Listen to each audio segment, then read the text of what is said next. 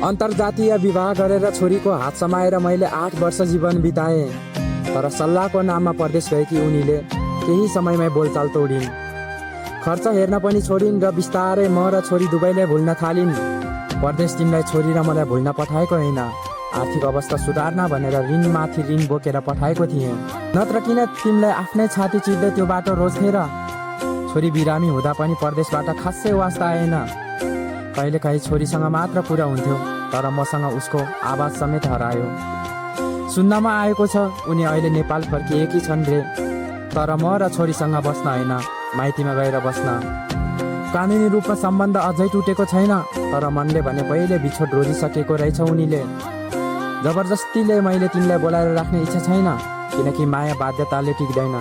मसँग बस्ने चाहना छैन भने ठिकै छ, जहाँ हुन्छ जोसँग हुन्छौ सधैँ खुसी रहनु, दुःख कहिले नपरोस्। माया तिमीले नै मारेकी हो हेर, छोरी र मैले होइन। कतै गएर मलाई गलत नबनाउनु, किनकि हाम्रो भविष्य बन्छ भनेर नै मैले तिमीलाई परदेश पठाएको थिएँ, तर अन्ततः मन तिमीले नै फेर्यौ। तिमी जहाँ भए पनि म सधैँ तिम्रै अभागी श्रीमान नै रहिरहनेछु र यो जीवनभर छोरीको आमा र बुबा दुवै बन्ने भार म